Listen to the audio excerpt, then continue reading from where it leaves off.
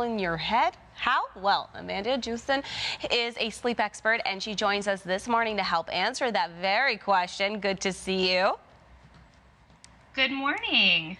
Well, before we get into that, I just wanted to ask you, what is the difference between insomnia and having, various nights of poor sleep? That's a great question. We kind of we categorize that into sort of sleep hygiene and true insomnia. And generally, when I'm coming on to these shows and I'm giving my tips, I am talking about sleep hygiene. Those are the things where we're thinking if we can, turn off the blue lights before bed, if we, snack less or earlier in the evening, you're going to have a better night of sleep. And if you can do that and your sleep improves, then you don't have insomnia.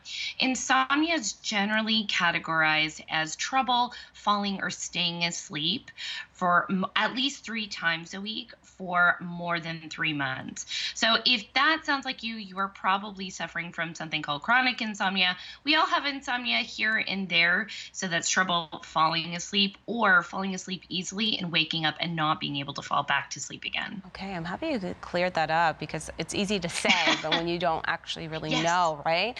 And apparently there's the hottest insomnia treatment right now available, and it's not a pill or special supplement. You say it's all in your head. Okay, my mom doesn't like it when I say that, so tell me how this is.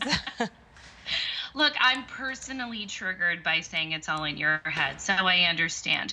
But when we are working with our clients, we're actually unpacking the beliefs that you have around your sleep. So we all know the person who sleeps 4 hours and says, well, I'm just someone who needs less sleep. Probably not. Science is rapidly telling us that that's not the case anymore. We also hear the person who puts their head on the pillow and immediately, they're exhausted. They go to bed, immediately their head hits the pillow. They're ready to go. They're ready to run that marathon. And so when we can look at those folks that tell themselves something about their sleep. I have clients who say that I can only sleep when I'm in front of the television. I can only sleep when I'm on my couch. We've all heard about the person who wakes up and stares at their clock and counts down the hours until they go to sleep. Where actually those are all cognitive programs that are in our brain, and cognitive behavioral therapy for insomnia, CBT-i, unpacks those. It's a type of talk therapy that unpacks those, and people are finding relief in 3 sessions, which is crazy. 3 sessions. Okay, so how does this come into play? When should we be adding this into our routine? I like it because I'm the type that says I have to fall asleep on the couch and then maybe I'll make my way over to my bed. So it is. It's in my mind. There you go. Totally. So, the first thing I do is I tell folks to go see a doctor and talk to them about what their sleep needs are. You might not be a great candidate if, maybe this is happening, once a month or twice a month. If this is happening chronically, so like I said, at least 3 times a week for over 3 months, go and have a chat with your doctor. This has become the gold standard prescription from our doctors. We don't like to prescribe sleep medication anymore. So you would have a chat with your doctor, and then you would find someone like us or someone in your community to do this work with you. When we are working with our clients, we're looking at those beliefs, like I said, around sleep. We're going to evaluate your sleep behavior. So, oftentimes we find people who are suffering from insomnia, they're so eager to get to sleep. They spend, hours more than they need to in bed, which can actually be training them not to sleep in bed, as well as not building up the adequate sleep drive or sleep pressure to want to fall asleep.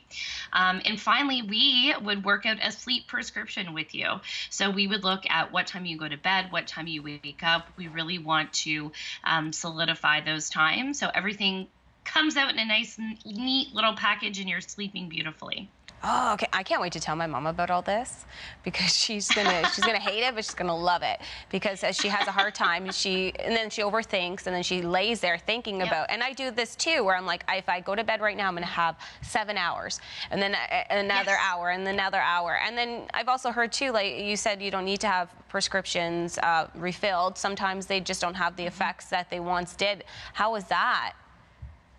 Well, I mean, sleep medication, when we look at, I mean, experts are sort of divided on this. So Okay. some experts will say, well, look, it'll provide some relief.